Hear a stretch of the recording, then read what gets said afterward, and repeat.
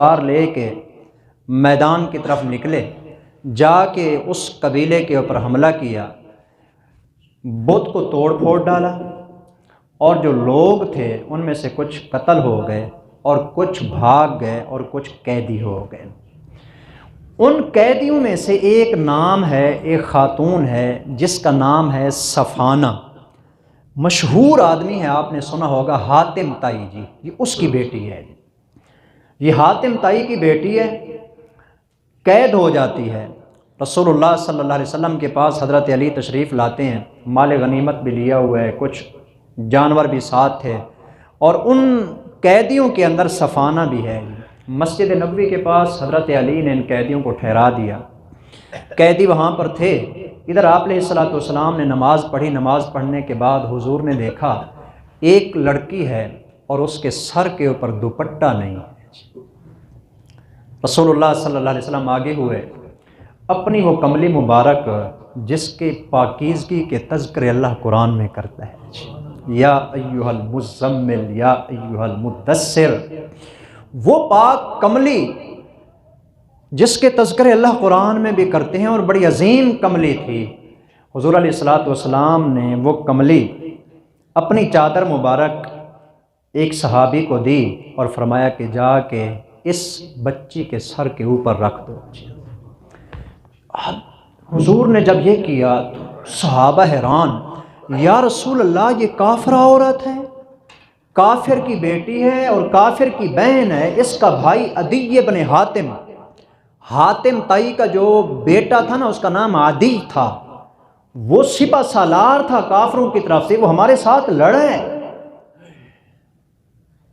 یہ اس کی بہن ہے۔ آپ اگر غور کریں تو میں ایک جملہ جو حضور نے ارشاد فرمایا وہ آپ کو سنانا چاہتا ہوں۔ خدا کی قسم کاش کہ آج کلمہ پڑھنے والی ہر خاتون تک حضور کا یہ جملہ پہنچ جائے۔ نبی کریم صلی اللہ علیہ وسلم نے فرمایا کہ یہ پاک کملی اس بچی کے سر کے اوپر رکھ دو، بیٹی بیٹی ہوتی ہے چاہے کسی کافر کی ہی کیوں نہ ہو۔ کافر کی بیٹی ہونے کے باوجود، کافرہ ہونے کے باوجود آپ نے اس کا سر ننگا نہیں دیکھا جی۔ آج ہم اپنی عورتوں کو دیکھ لیں، اپنے معاشرے کے اندر دوپٹے کا کلچر ہی ختم ہوتا جا رہا ہے جی۔ پہلے تھا، پھر گلے میں آیا، اب تو گلے سے بھی نکل گیا ہے۔ لباس چھوٹا ہوتے ہوتے ہوتے لباس کا مقصد جسم کو ڈھانپنا تھا، آج لباس کا مقصد جسم کو ڈھانپنا رہا ہی نہیں ہے، الٹا جسم کو دکھانا مقصد بن گیا ہے۔ آپ نے فرمایا بیٹی بیٹی ہے، بیٹی بیٹی ہوتی ہے چاہے کسی کافر کی ہی کیوں نہ ہو۔ اس کے سر کے اوپر کتنی پاکیزہ کملی ہوگی حضور کی۔ خدا کی قسم اگر آج حضور ہوتے نا، اب میرا تو خیال یہ ہے کہ پوری دکانوں سے وہ سارے دوپٹے اور کملیاں اور چادریں خرید کے نا، یہ جو بغیر دوپٹے کے پھرنے والی عورتیں ہیں اپنے ہاتھوں سے ان کے سر کے اوپر آپ دوپٹہ رکھ دیتے جی، لیکن آج ان کو احساس نہیں ہے۔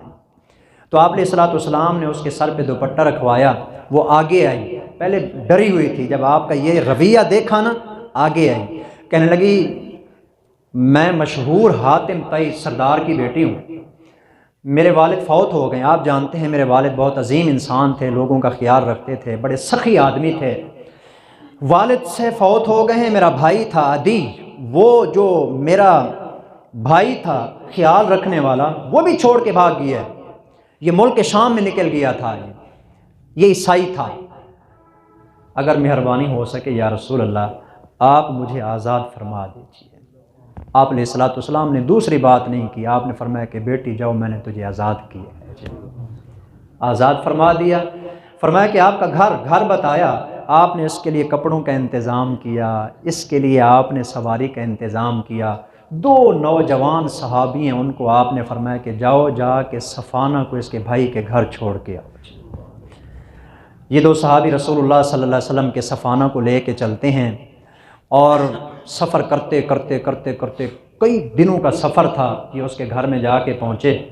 جس وقت وہ بھائی کے سامنے ہوئی نا تو بھائی نے دیکھا، بڑا حیران ہوا کہ آپ اکیلی کیسے آ گئیں؟ اس نے کہا اکیلی نہیں، مجھے چھوڑنے والے دو محمد کریم کے فوجی بھی آئے ہیں۔ اس نے صحابہ کی طرف دیکھا، نوجوان صحابہ اس نوجوان لڑکی کے ساتھ اتنے دن اتنی راتیں اکٹھے سفر کرتے رہے۔ اس نے کہا کہ بہن تیری عزت تو سلامت ہے نا، راستے کے اندر انہوں نے تجھے کوئی چھیڑ چھاڑ تو نہیں کی، تنگ تو نہیں کیا؟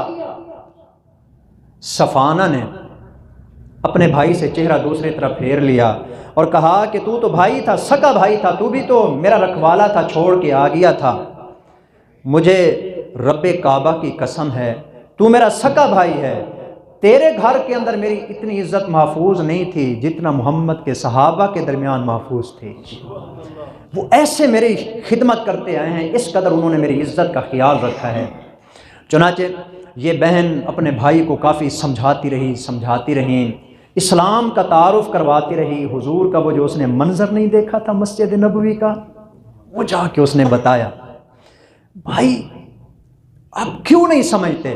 آپ جانتے ہیں ان کا جو نبی ہے نا، میں قیدی تھی، اور قیدیوں کا جو مرتبہ ہوتا ہے نا، عرب کے لوگ بہتر جانتے تھے، جانوروں سے بھی زیادہ بدتر ہوتے ہیں۔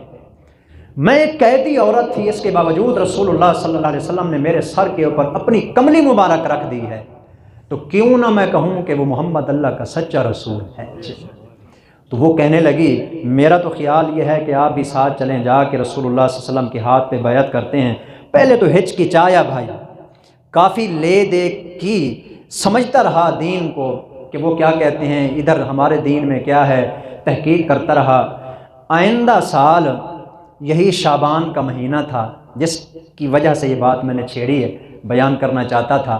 یہی شعبان کا مہینہ تھا، عدی ابن حاتم اپنی بہن کے ساتھ آ کے کلمہ پڑھ کے مسلمان ہو جاتا ہے جی۔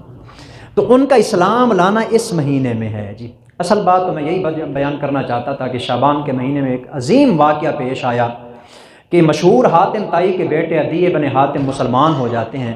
اسی کے ساتھ ہی میں کل کے حوالے سے بھی پیغام دینا چاہتا ہوں، غالباً کل 14 فروری ہے، تو اس دن ایک بے حیائی کا جو ارتکاب کیا جاتا ہے، ویلنٹائن ڈے کے نام سے ایک دوسرے کو پھول پیش کیے، غیر مرد ایک غیر عورت کو، لڑکا کسی لڑکی کو جا کے محبت کے نام پہ پھول دیتا ہے۔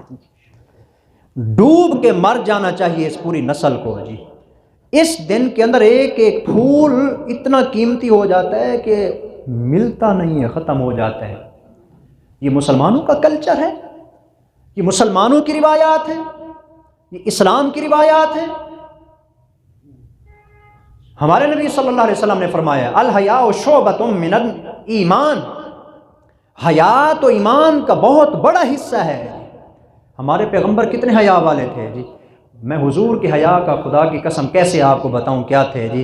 حضور کے ساتھ جو لگنے والے تھے نا، وہ اتنے حیادار بن گئے تھے کہ ان سے رب کے فرشتے بھی حیا کرتے ہیں جو حضور کے ساتھ مل جاتے ہیں۔ اندازہ لگائیں کہ حضور کے حیا کا مرتبہ کیا ہوگا، کس قدر حیا والے پیغمبر تھے جی، کتنا حیا کا درس دیتے رہے رسول اللہ صلی اللہ علیہ وسلم جی۔